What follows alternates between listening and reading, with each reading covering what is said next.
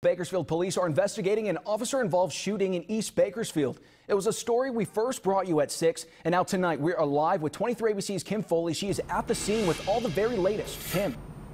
Well, Troy, it's still a very active scene out here at the intersection of Haley and Niles Street. You can take a look behind me. This still got several street lights out here. Officers, the fire department is now out here. Now they are still collecting evidence and have had 2 square blocks that have been shut down since about 5 o'clock tonight. And that is when police say an officer shot and killed a man who was running away from them. He said, dispatch, we have one Hispanic male, white T-shirt, gray pants, and right after that, 95 seconds, like, pow, pow, 2 shots right away. Shots that police say were fired by one of their own. It all started around 5 o'clock when BPD says one of their officers was driving near the intersection of Pacific and Miller Streets when they spotted a man carrying what they thought was a gun. The officer tried to stop him, but he refused. The officer chases after the suspect, and during the foot pursuit, the officer engages the suspect with his firearm, striking the suspect.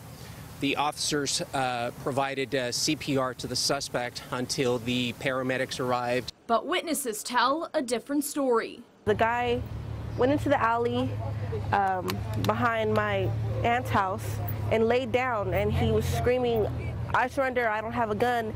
And they ran, they were still shooting, they ran up and just kept shooting him and shooting him and shooting him. I ran to the back alley where he was, and he was handcuffed, face down, and I could see the holes in his back. Family members identified the man as 28-year-old Jonathan Lopez. His cousin says he was one who always tried to bring people together. He's passive and humble. That's who Jonathan is.